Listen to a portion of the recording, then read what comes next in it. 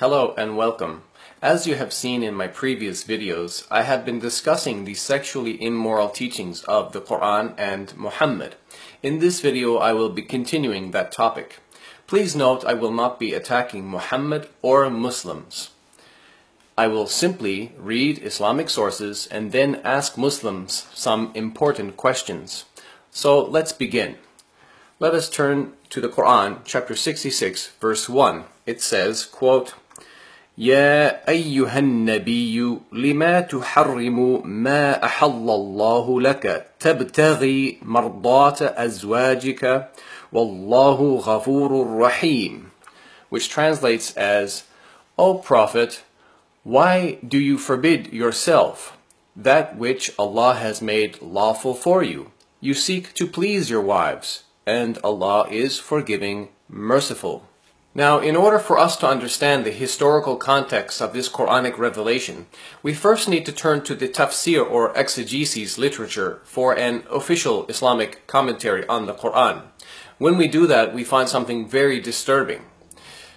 In Tafsirul Jalalain, which is one of the most popular classical commentaries, we read the following explanation of Quran chapter 66, verse 1. Quote, O Prophet, why do you prohibit what God has made lawful for you? In terms of your Coptic handmaiden Maria, when he lay with her in the house of Hafsa, who had been away, but who upon returning and finding out, became upset by the fact that this had taken place in her own house and on her own bed, by saying, she is unlawful for me, seeking by making her unlawful for you, to please your wives. And God is forgiving, merciful, having forgiven you this prohibition. Now we are starting to understand what the Quran is actually saying in chapter 66, verse 1. Muhammad's wife Hafsa caught him in her house and on her own bed having sex with another woman. Muhammad was not married to this woman, she was only his female slave. Her name was Maria, or Mary, and she was originally a Coptic Christian from Egypt.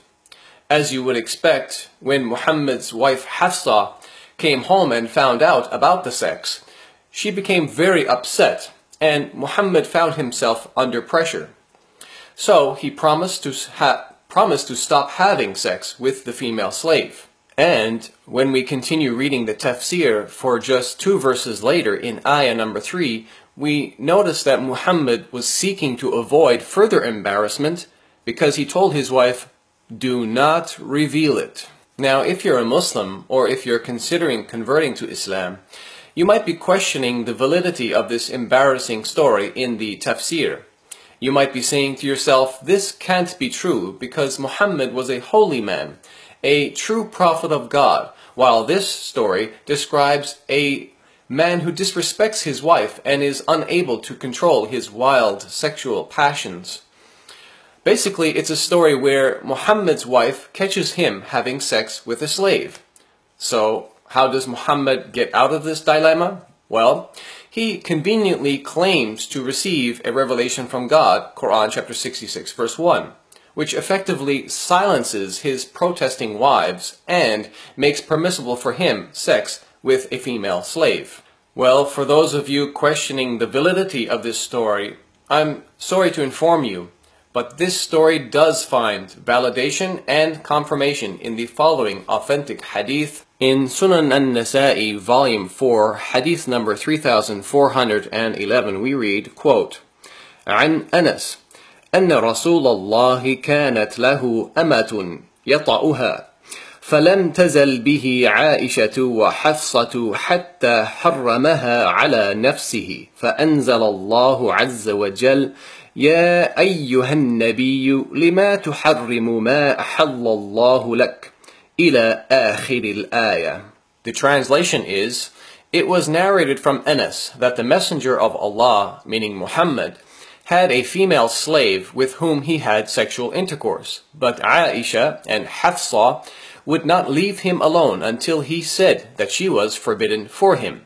Then Allah, the Mighty and Sublime, revealed, quote, O Prophet, why do you forbid for yourself that which Allah has allowed to you. Quran 66 verse 1 until the end of the verse.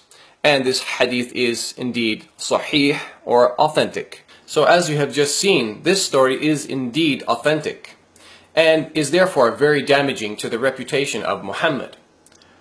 Listen, I'm not making this story up. Instead, you've seen it yourselves directly from the Islamic sources. And if you're angry right now, then you're not angry at me. Actually, you're angry at the sources of Islam. And in fact, if Islam didn't teach these things, I wouldn't even be making these videos. And think about it. To add insult to injury, just read Quran chapter 66 verses 3 to 5. You will see the God of the Quran, Allah, actually criticizes Muhammad's protesting wives, Aisha and Hafsa, for condemning him for having sex with Mary, the slave, a woman who he was not married to. Now here are my questions for Muslims to think about and answer. Question number 1. Why didn't Muhammad just wait for his wife Hafsa to come home and fulfill his sexual desires with her, rather than having sex with a female slave in the temporary absence of Hafsa? Question number 2. To add insult to injury, Muhammad performed that sexual act in the house of Hafsa and on her bed. Do you think Muhammad acted sensitively and respectfully to Hafsa? In fact, if you really want to understand how Hafsa felt when she came home and found out what Muhammad did, you can read about her reaction in the History of At-Tabari, Volume 9, page 131. In the bottom footnote, it says about Hafsa, quote, "One day, when she returned from her father's house, she found the Messenger of God, meaning Muhammad, with Maria in her house and burst into hysterical behavior." Question number 3. If Hafsa was perhaps on her menses and was therefore unavailable to please Muhammad, then why didn't he just wait to see one of his other wives and fulfill his sexual desires with one of them?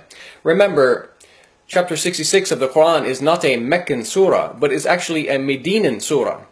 And we know that in the Medinan period, Muhammad already had multiple wives available to him, and specifically at the time when he obtained Mary as a female slave.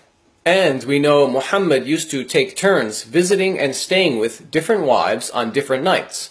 So why couldn't he just control his sexual passions and prevent himself from having sex with that female slave? These are my questions for you, Muslims, to think about and answer. Thank you for watching.